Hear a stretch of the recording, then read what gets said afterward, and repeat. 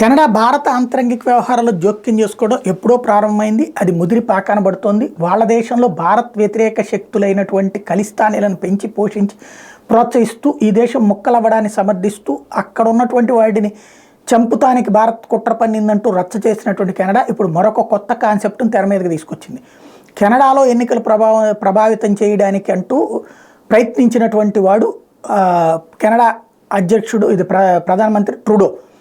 వాడిని ఆ ఎన్నికల్లో వాడు గెలిచేలా ప్రయత్నించినటువంటిది చైనా ఎన్నికల్లో ఇన్ఫ్లుయెన్స్ చేసింది. ఆ విషయం మీద ప్రతిపక్ష నాయకుడు కోర్టుకు వెళ్ళేటప్పటికి కోర్టు దాని మీద విచారణకు ఆదేశించింది. ఇప్పుడు అది కవర్ చేసుకోవడానికి కెనడా ప్రభుత్వం తెలివిగా ఏం చేస్తుందంటే, చైనా కాదట భారతదేశం పాకిస్తాన్ కెనడా రాజకీయాన్ని శాసించాలనుకున్నాయట, అక్కడ ఎన్నికల్లో ప్రభావం చూపెట్టాలనుకున్నాయంట. ఇలాంటి దిక్కుమారిన నేరేషన్తో చైనా వాడిని కాపాడుకొస్తూ మరొక వైపున ప్రజల కోసం ఏదో చేస్తున్నట్టు చేసుకురావడం. వాస్తవంగా భారతీయులు ఈ మధ్యకాలంలో కెనడాకి పెద్ద ఎత్తున వెళ్తున్నారు, కెనడాలో సెటిల్ అవుదాం అనుకుంటున్నారు. చివరికి మన వేలుతో మన కన్నే పొడిచేటటువంటి కుట్రలకు పాల్పడుతున్న కెనడా విషయంలో అప్రమత్తంగా ఉండాల్సి ఉంది.